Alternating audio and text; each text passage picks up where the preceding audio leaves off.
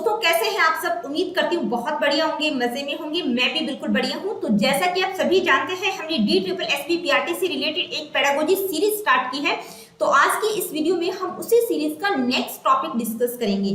तो आज ये हमारा 8th लेक्चर रहेगा इस सीरीज से रिलेटेड। और आज की इस वीडियो में हम डिस्कस करेंगे कॉन्सेप्ट ऑफ एजुकेशनल साइकोलॉजी, यानी कि एजुकेशनल साइकोलॉजी का कॉन्सेप्ट क्या होगा। देखिए, जब हम कॉन्सेप्ट की बात करते हैं तो उसमें बहुत कुछ, एक तरह से सब कुछ आ जाता है, यानी कि उसका meaning, definition, characteristics, nature, functions, need, importance. ठीक है, तो एजुकेशनल साइकोलॉजी का कॉन्सेप्ट क्या होगा उसको डिस्कस करेंगे। तो आज की इस वीडियो में हम ये छोटे छोटे 4 सब टॉपिक्स डिस्कस करेंगे, यानी कि बेसिक्स से समझेंगे एजुकेशनल साइकोलॉजी को। तो आज की वीडियो में हम बात करेंगे meaning and definitions of educational psychology, nature and characteristics, functions और नीड एंड इंपॉर्टेंस। ठीक है, तो इन 4 सब टॉपिक्स को आज की इस वीडियो में हम डिस्कस करेंगे। तो चलिए स्टार्ट करते हैं आज की इस वीडियो को। देखिए, आज की वीडियो में हम बात करेंगे कॉन्सेप्ट ऑफ एजुकेशनल साइकोलॉजी। तो सबसे पहले आप लोगों को पता होना चाहिए कि जो एजुकेशनल साइकोलॉजी है वो साइकोलॉजी की ही एक ब्रांच है। कौन सी ब्रांच है ये आपको पता होना चाहिए। जब हम ब्रांचेज की बात करते हैं साइकोलॉजी की, तो साइकोलॉजी की मेनली 2 ब्रांच होती है। एक होती है प्योर साइकोलॉजी और दूसरी होती है अप्लाइड साइकोलॉजी। ठीक है, तो प्योर साइकोलॉजी का मतलब क्या होता है और अप्लाइड साइकोलॉजी का मतलब क्या होता है, उनके अंदर कौन कौन सी ब्रांचेज आएंगी। ठीक है, जब हम प्योर साइकोलॉजी की बात करते हैं तो इसमें क्या होता है, किसको स्टडी किया जाता है, जो साइकोलॉजिकल फिनोमिना है, यानी कि जो मनोवैज्ञानिक घटनाएं हैं उनको स्टडी किया जाता है for the sake of knowledge and understanding rather than any practical application. यानी कि इसमें किसी प्रकार का कोई प्रैक्टिकल एप्लीकेशन नहीं होता, यानी कि इसमें जो भी प्रिंसिपल्स, थ्योरीज होंगी वो आ जाएंगी। जैसे ह्यूमन बिहेवियर को स्टडी किया जाता है, मेंटल प्रोसेसेस को अंडरस्टैंड करने की कोशिश की जाती है, तो ये जनरल साइकोलॉजी। कॉग्निशन की जब बात करते हैं तो मेंटल प्रोसेसेस का अध्ययन इसमें किया जाता है। सोशल साइकोलॉजी हो गया, फिजियोलॉजिकल साइकोलॉजी, पारा साइकोलॉजी, ये क्या है, ये प्योर साइकोलॉजी की ब्रांचेज है। जब हम अप्लाइड साइकोलॉजी की बात करते हैं तो अप्लाइड साइकोलॉजी का मतलब जो प्योर साइकोलॉजी है उसको रियल वर्ल्ड सिचुएशंस में अप्लाई करना। जब हमारे सामने कोई सिचुएशन आती है तो वहां पर साइकोलॉजी को हम किस तरह से अप्लाई करेंगे, वो होती है अप्लाइड ब्रांच। तो अप्लाइड ब्रांचेज में कौन कौन सी आ जाएंगी, जैसे एजुकेशनल साइकोलॉजी, यानी कि साइकोलॉजी को एजुकेशन के फील्ड में किस तरह से अप्लाई किया जा सकता है। क्लिनिकल साइकोलॉजी हो गया, industrial psychology, legal psychology, military psychology, political psychology, यानी कि पॉलिटिक्स में साइकोलॉजी को किस तरह से यूज करना है, मिलिट्री में कैसे यूज करना है।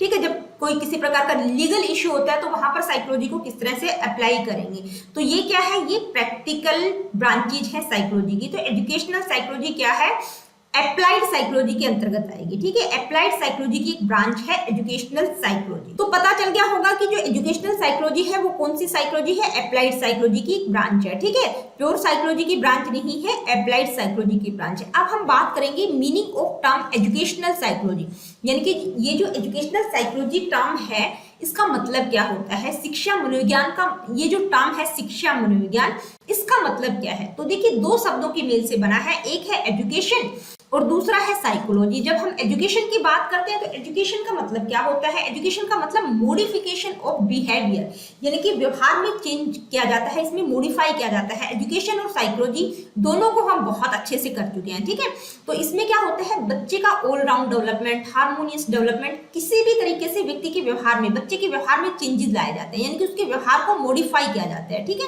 जब साइकोलॉजी की बात करते हैं तो साइकोलॉजी का मतलब स्टडी ऑफ बिहेवियर, यानी कि व्यवहार और मेंटल प्रोसेसेस को स्टडी किया जाता है। किसमें, साइकोलॉजी में। साइकोलॉजी में क्या किया जाता है, बिहेवियर को स्टडी किया जाता है। एजुकेशन में क्या किया जाता है, बिहेवियर को मॉडिफाई किया जाता है। जब हम एजुकेशनल साइकोलॉजी की बात करते हैं तो उसका मतलब क्या है, स्टडी ऑफ बिहेवियर, यानी कि व्यवहार का अध्ययन करना, टू मॉडिफाई, ताकि उसको मॉडिफाई किया जा सके, उसको चेंज किया जा सके, that is called educational psychology. ठीक है, तो आई होप कि एजुकेशनल साइकोलॉजी का ये जो टर्म है इसका मतलब क्या होता है ये आपको क्लियर हो गया होगा। तो मीनिंग की जब हम बात कर रहे हैं तो ये हमें पता है कि भी जो एजुकेशनल साइकोलॉजी है वो उसमें क्या किया जाता है, ह्यूमन लर्निंग और डेवलपमेंट को एजुकेशनल सेटिंग्स में अध्ययन किया जाता है, स्टडी किया जाता है साइंटिफिक तरीके से। तो एजुकेशनल साइकोलॉजी का मतलब शिक्षा के संदर्भ में साइकोलॉजी को यूज करना, साइकोलॉजी को अप्लाई करना। तो इसमें जो है उन सभी फैक्टर्स को स्टडी किया जाएगा जो कि लर्निंग को इन्फ्लुएंस करते हैं, जैसे cognitive factors, social factors, emotional factors, इसके साथ साथ इसमें और क्या आ जाएगा, यानी कि टीचिंग और लर्निंग प्रोसेस को इनहेंस करने के लिए, बढ़ाने के लिए जो भी स्ट्रेटेजीज होंगी, जो भी इंटरवेंशंस होंगी, उनका डेवलपमेंट भी इसमें किया जाता है। देखिए, जब हम मॉडर्न मीनिंग की बात करते हैं एजुकेशन की, यानी कि आधुनिक संदर्भ में जब शिक्षा की बात करते हैं, तो मॉडर्न मीनिंग क्या है एजुकेशन का, बच्चे का ऑल राउंड डेवलपमेंट या हार्मोनियस डेवलपमेंट हम कह सकते हैं, जिसमें बच्चे का physical development, social development, emotional development, ठीक है, ये सारे एस्पेक्ट्स आ जाते हैं। तो ये जो मॉडर्न मीनिंग है ये किस पर डिपेंड करता है, नॉलेज ऑफ साइकोलॉजी, यानी कि जब साइकोलॉजी की नॉलेज होगी तभी इस मॉडर्न मीनिंग को हम गेन कर सकते हैं, यानी कि साइकोलॉजी का अप्लाई करना एजुकेशनल सेटिंग्स में। तो ये था एजुकेशनल साइकोलॉजी का मतलब। अब हम कुछ डेफिनेशंस को यहाँ पर देखेंगे। देखिए, कुछ डेफिनेशंस यहाँ पर मैंने इंक्लूड कर दी है। तो देखिए, स्किनर की अगर हम बात करें तो स्किनर ने जो है एजुकेशनल साइकोलॉजी को किस तरह से डिफाइन किया है। स्किनर का मानना है educational psychology is the branch of psychology which deals with teaching and learning. देखिए, एजुकेशनल साइकोलॉजी जो है साइकोलॉजी की एक ब्रांच है जो टीचिंग और लर्निंग को डील करती है। ये किसने डेफिनेशन दी है, स्किनर ने, ठीक है। क्रो और प्रो क्या कहते हैं इस बारे में, उनका क्या मानना है, educational psychology describe and explains learning experience of an individual from birth to old age. यानी कि क्रो और प्रो का मानना है कि भाई एजुकेशनल साइकोलॉजी में जो है उन सभी लर्निंग एक्सपीरियंसेस को डिस्क्राइब और एक्सप्लेन किया जाता है जो कोई भी व्यक्ति जन्म से लेकर ओल्ड एज तक ग्रहण करता है, यानी कि जितने भी वो लर्निंग एक्सपीरियंसेस एक्वायर करता है वो सारे लर्निंग एक्सपीरियंसेस आ जाते हैं, ठीक है। उनको एक्सप्लेन और डिस्क्राइब करना ही एजुकेशनल साइकोलॉजी है। कॉल्सनिक ने किस तरह से एजुकेशनल साइकोलॉजी को डिफाइन किया है, तो कॉल्सनिक का मानना है educational psychology is the application of the findings and theories of psychology in the field of education. देखिए, वो कहते हैं कि भाई साइकोलॉजी की जो भी थ्योरीज और फाइंडिंग्स है उनको जो है एजुकेशन के फील्ड में अप्लाई करना ही एजुकेशनल साइकोलॉजी है, ठीक है। तो ये कुछ इंपॉर्टेंट डेफिनेशंस। अब हम बात करेंगे nature and characteristics of educational psychology, यानी कि एजुकेशनल साइकोलॉजी की विशेषताएं कौन कौन सी होंगी, या हम कह सकते हैं नेचर क्या होगा, ठीक है। तो फर्स्ट पॉइंट है एविडेंस बेस्ड, यानी कि पहली जो कैरेक्टरिस्टिक है वो क्या है, ये एविडेंस बेस्ड अप्रोच है, क्योंकि इसमें जो भी इंटरवेंशन और स्ट्रेटेजीज यूज की जाती है टीचिंग लर्निंग को इनहेंस करने के लिए वो किस पर आधारित है, साक्ष्यों पर, तथ्यों पर आधारित है।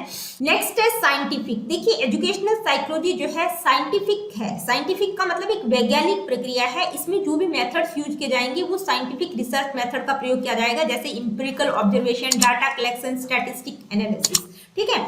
इसके बाद है लर्नर सेंटर्ड होती है। एजुकेशनल साइकोलॉजी क्या है, शिक्षार्थी केंद्रित होती है, यानी कि इसमें जो है लर्नर की जो भी अंडरस्टैंडिंग, नीड्स और कैरेक्टरिस्टिक्स होंगी उन पर बहुत ज्यादा फोकस किया जाता है, उनको ध्यान में रखा जाता है जब भी टीचिंग लर्निंग प्रोग्राम्स को डेवलप किया जाता है।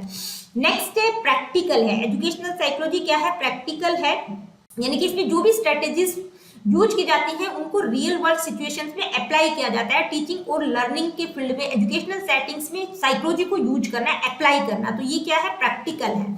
नेक्स्ट है डायनेमिक। देखिए, एजुकेशनल साइकोलॉजी एक डायनेमिक फील्ड है। क्यों है डायनेमिक, यानी कि इसमें कुछ ना कुछ चेंजेज होते रहते हैं, जैसे जैसे कुछ ना कुछ रिसर्च कार्य होते हैं, उनकी फाइंडिंग्स आते हैं, नए नए रिसर्च कार्य होते रहते हैं, उसके कारण इस फील्ड में कुछ ना कुछ चेंजेज होते रहते हैं, ठीक है। तो ये स्टैटिक नहीं है, डायनेमिक है। तो ये था nature and characteristics of educational psychology. अब हम बात करेंगे फंक्शंस ऑफ एजुकेशनल साइकोलॉजी, यानी कि शिक्षा मनोविज्ञान के कार्य क्या क्या हो सकते हैं। फर्स्ट है understanding the learning and development process of students, यानी कि बच्चों की विकास प्रक्रिया और लर्निंग को अंडरस्टैंड करने में हेल्प करती है। इंस्ट्रक्शनल स्ट्रेटेजीज और टेक्निक्स को डिजाइन और डेवलप करने में हेल्प करती है। एप्रोप्रिएट असेसमेंट टूल्स को डेवलप और सेलेक्ट करने में हेल्प करती है। क्लासरूम मैनेजमेंट स्किल्स को इंप्रूव करती है। टीचिंग और लर्निंग की क्वालिटी को इनहेंस किस तरह से किया जा सकता है एजुकेशनल सेटिंग्स में, उसमें हेल्प करती है। एजुकेशनल प्रैक्टिसेस, यानी कि शिक्षा के क्षेत्र में सुधार कार्य करने के लिए कुछ ना कुछ रिसर्च कार्य इसमें कंडक्ट किए जाते हैं।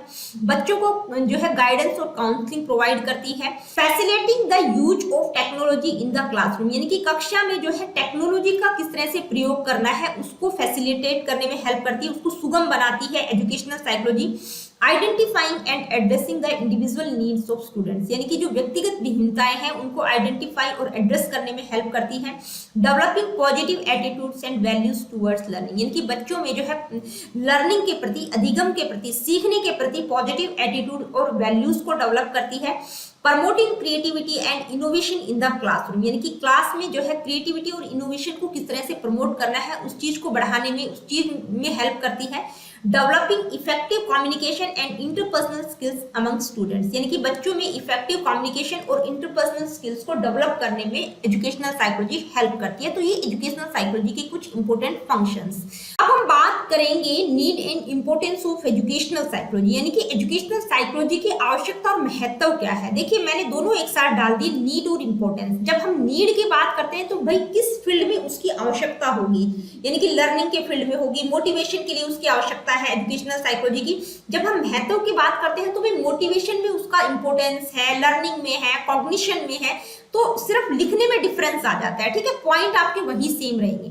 तो नीड और इंपॉर्टेंस की बात करें तो भाई इस फील्ड में आवश्यकता होगी और इसी फील्ड में उसका महत्व भी है, ठीक है। अंडरस्टैंडिंग हाउ स्टूडेंट्स लर्न, यानी कि बच्चे किस तरह से चीजों को सीखते हैं, तो जो एजुकेशनल साइकोलॉजी है उसकी आवश्यकता भी होगी, ये एक उसका महत्व भी है कि भाई बच्चे किस तरह से समझते हैं चीजों को, किस तरह से सीखते हैं, ये एक इंपॉर्टेंस भी है और इस फील्ड में उसकी आवश्यकता भी है। तो नीड और इंपॉर्टेंस को हम एक साथ इकट्ठा डिस्कस कर रहे हैं। एजुकेशनल साइकोलॉजी जो है टीचर और एजुकेटर्स की हेल्प करती है कि भाई बच्चे किस तरह से जो है इंफॉर्मेशन को रिटेन और प्रोसेस करते हैं, किस तरह से वो चीजों को सीखते हैं। जब उनको इस चीज का पता चल जाएगा तो वो क्या कर सकते हैं, जो भी इंस्ट्रक्शनल स्ट्रेटेजीज रहेंगी, यानी कि जो अनुदेशन की प्रविधियां रहेंगी या स्ट्रेटेजीज रहेंगी, उनमें वो इम्प्रूवमेंट कर सकते हैं, ठीक है, उनको वो इम्प्रूव कर सकते हैं कि किस तरह से बच्चे चीजों को पकड़ रहे हैं, सीख रहे हैं, तो उनमें सुधार किया जा सकता है, यानी कि वो उसी प्रकार की इंस्ट्रक्शनल स्ट्रेटेजीज का यूज कर सकते हैं। नेक्स्ट है डिजाइनिंग इफेक्टिव इंस्ट्रक्शन। देखिए इफेक्टिव इंस्ट्रक्शंस को डिजाइन करने में भी एजुकेशनल साइकोलॉजी हेल्प करती है, यानी कि टीचर्स को नॉलेज प्रोवाइड करती है, साथ ही कुछ ऐसे टूल्स भी उनको प्रोवाइड करती है ताकि जो है इंस्ट्रक्शनल स्ट्रेटेजीज को अच्छे से डिजाइन और इम्प्लीमेंट किया जा सके, ताकि बच्चों को लर्निंग प्रोसेस में इंगेज रखा जा सके, ठीक है। नेक्स्ट है इनहेंसिंग स्टूडेंट मोटिवेशन, यानी कि स्टूडेंट्स को किस तरह से मोटिवेट करना है, ठीक है, मोटिवेशन को किस तरह से बढ़ावा देना है। तो जो एजुकेशनल साइकोलॉजी है वो हेल्प करती है कि भाई बच्चों को किस तरह से मोटिवेट करना है। तो इसके लिए जरूरी है कि टीचर को पता होना चाहिए कि किस तरह से बच्चों को मोटिवेट करना है। तो अगर उसको पता चल जाएगा कि भाई बच्चों को किस तरह से मोटिवेट किया जा सकता है तो वो अपनी क्लास का एक बेहतर इन्वायरमेंट क्रिएट कर सकती है और साथ ही बच्चों को इंट्रिंसिक मोटिवेशन के लिए फोस्टर कर सकती है, बढ़ावा दे सकती है, ताकि बच्चे खुद मोटिवेट हो, ठीक है। नेक्स्ट है असेसिंग स्टूडेंट लर्निंग, यानी कि जो बच्चे हैं उन्होंने कितना सीखा उसका असेसमेंट करना, उसका आकलन लगाना। तो जो एजुकेशनल साइकोलॉजी है वो क्या प्रोवाइड करती है टीचर्स को, tools and techniques for assessing student learning, यानी कि बच्चों ने कितना सीखा इसके लिए वो कुछ टूल्स और टेक्निक्स प्रोवाइड करती है, यानी कि उन टूल्स और टेक्निक्स का यूज करके बच्चों की लर्निंग को असेस किया जा सकता है और साथ ही जो है जो इंस्ट्रक्शनल स्ट्रेटेजीज हैं वो कितनी इफेक्टिव है उनका इवैल्यूएशन करने में भी एजुकेशनल साइकोलॉजी हेल्प करती है। नेक्स्ट है identifying and addressing individual needs, यानी कि जो व्यक्तिगत भिन्नताएं हैं, जो इंडिविजुअल नीड्स है, उनको आइडेंटिफाई और एड्रेस करने में भी एजुकेशनल साइकोलॉजी हेल्प करती है। इसके बाद है मैनेजिंग द क्लासरूम, यानी कि क्लास को मैनेज करने में भी एजुकेशनल साइकोलॉजी जो है टीचर्स की हेल्प करती है, ताकि जो है इस तरह की स्ट्रेटेजीज प्रोवाइड करती है ताकि वो अपनी क्लास को बेहतर तरीके से मैनेज कर सके, जो भी बिहेवियरल चेंजेज है उनको एड्रेस कर सके। नेक्स्ट है प्रोवाइडिंग काउंसलिंग एंड सपोर्ट। देखिए एजुकेशनल साइकोलॉजी जो है काउंसलर्स और एजुकेटर्स को गाइड करती है, इन्फॉर्म करती है, ताकि बच्चों की वो अच्छे से काउंसलिंग कर सके, उनको सपोर्ट कर सके, किसी भी प्रकार के चैलेंजेस वो फेस करें, चाहे पर्सनल चैलेंजेस हो या एकेडमिक चैलेंजेस हो, तो वहां पर बच्चों की मदद करने में एजुकेशनल साइकोलॉजी जो है हेल्प करती है। नेक्स्ट है इन्फॉर्मिंग पॉलिसीज एंड प्रैक्टिस। तो देखिए एजुकेशनल साइकोलॉजी जो है जो नई नई पॉलिसीज होती है एजुकेशन से रिलेटेड, या जैसे करिकुलम डिजाइन है, टीचर ट्रेनिंग है या एजुकेशनल रिफॉर्म्स है, उनसे रिलेटेड नई नई पॉलिसीज को इन्फॉर्म करती है। नेक्स्ट है advancing the field of education. देखिए एजुकेशनल साइकोलॉजी जो है शिक्षा के क्षेत्र में जो भी रिसर्च और इनोवेशन होता है उसके लिए फाउंडेशन का काम करती है, एक बेस का काम करती है, जिसके द्वारा क्या होता है हर लेवल पर स्टूडेंट्स की हेल्प की जा सकती है, उनके जो भी आउटकम्स है उनको इंप्रूव किया जा सकता है, किसके द्वारा, रिसर्च और इनोवेशंस के द्वारा। तो दोस्तों ये था आज का टॉपिक। आज की वीडियो में हमने meaning, definition, characteristics, need and importance functions को डिस्कस किया। अगले वीडियो में हम बात करेंगे स्कोप क्या होगा एजुकेशनल साइकोलॉजी का और एजुकेशनल एजुकेशनल साइकोलॉजी का क्या रेलिवेंस है टीचर्स के लिए, लर्नर्स के लिए और टीचिंग लर्निंग प्रोसेस के लिए, या यूटिलिटी हम कह सकते हैं। ठीक है, तो अगली वीडियो में हम उस टॉपिक को डिस्कस करेंगे। तो मिलती हूँ आप लोगों से अपनी अगली वीडियो में। Really good, take care of yourself. देखिए, अगर वीडियोस आप लोगों के लिए इंफॉर्मेटिव है, हेल्पफुल है, तो please like, share and do subscribe the education classes. किसी प्रकार का क्वेश्चन, क्वेरीज या कुछ फीडबैक आप मुझे देना चाहते हैं, do comment in the comment section. देखिए, जितने भी बच्चे वीडियोस को देखते हैं तो मैं उनसे रिक्वेस्ट करूंगी कि प्लीज कमेंट करके जरूर बताया करो, ताकि मुझे फीडबैक मिलता रहे, ठीक है, मोटिवेशन मिलता रहे।